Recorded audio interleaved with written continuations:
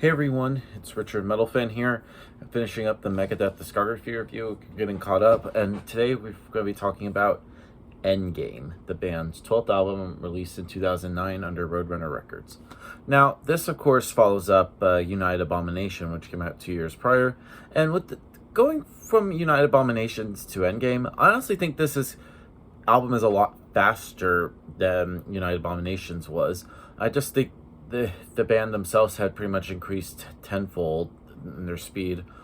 And this also had a little bit of a lineup change. On this album, previously, after around 2007, 2008, Glenn Drover had left Megadeth for some reasons, and replacing him is, of course, a great replacement, the almighty Chris Broderick, who now is fucking killing it with In Flames.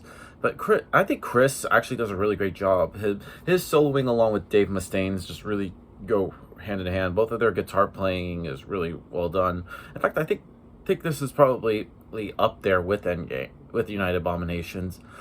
Bass wise, James Lomenzo coming up with some sick bass lines, and the drumming from Sean Drover is just fucking great. So without further ado, let's dive into this album track by track.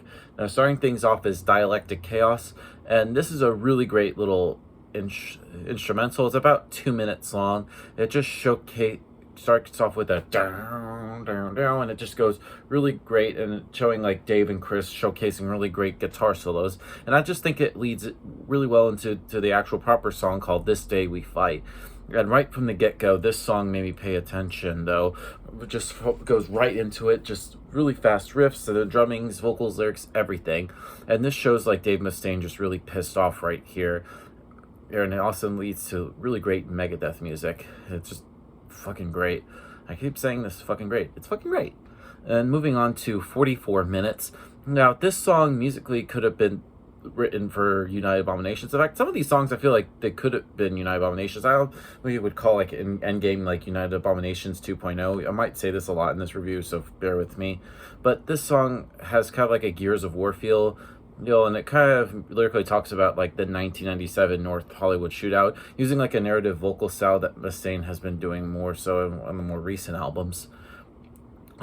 Next song on the album is called 1320. Now, this seems like a little bit of throwback. It also has like the same like chord progression that could be used on like the debut album in 1985, Killing Is My Business. And the mix here is incredible, and the vocals have been better in a decade. It's sitting perfectly on top of the rhythms, and I especially love like the ending of the song with the trade-off solos between Dave and Chris. They're just battling it out. It's just fucking great. Moving on to Bite the Hand. Now, this song has a bit more of a typical 2000s Megadeth feel, hitting every target. That just makes it great, just in a more simplistic way. And I props to like the shifts in the mood throughout all the way, though. Next song on the album is called Bodies. Now, this here is like the only slight weak points on the record. They're not even bad or mediocre, but it just has a few lyrical and musical moments that don't appeal to me, though I do enjoy like the melodic approach that this song has to offer. Then we get to the title track of the album, Endgame. Now, this, like I said before, like some songs feel like they could have been written for United Abominations, but I feel like Endgame fits in that category. It has like a very narrative diatribe, vocals going back and forth, lead work, and like some really great riffs that kind of remind me a little bit of like Hangar 18, and I love like how like lyrically like it tears into like American politics, which is something that Dave Mustaine has never been shy to talk about. And there's also so much about his past drug use and religion that one can appreciate. Next song is called The Hardest Part of Letting Go, Sealed with a Kiss.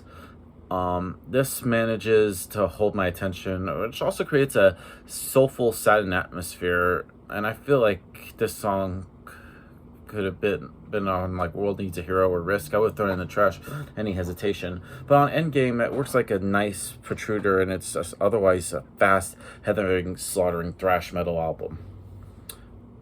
Next up is Head Crusher, which I believe was like the first single released from Endgame. It's definitely starts off with a really great intro solo from Dave Mustaine. It's just really just fast and just, no pun intended, it just crushes your head all the way through. Next up we get to How the Story Ends. Now, How the Story Ends is a pretty good song. It's very mid-tempo, really just And also has a little bit of melody too there. And I also love, like, there's like a little bridge breakdown section which goes, excuse me, my shitty like air guitar impression. But overall, I think How the Story Ends is another great song, a very underrated Megadeth song in my opinion.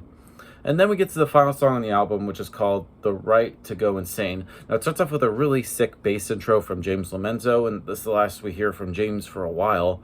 Then it just goes, band kicks right in, and I think it's a pretty solid way to end this album, just like everybody's just like firing on all cylinders. Now, overall, Endgame by Megadeth, I pretty much put it up there with United Abomination. It's like those two are like tied for like best modern Megadeth era albums. So I'm going to give this album a score. I'm going to give Endgame by Megadeth probably a solid 9 out of 10. 10. I mean, it's not like a perfect 10 out of 10, but I just mostly like the song structure on here. So yep, that's my review of Endgame by Megadeth, guys. Let me know in the comments what you guys think about it, and I'll see you all in the next video. And as always, keep it metal.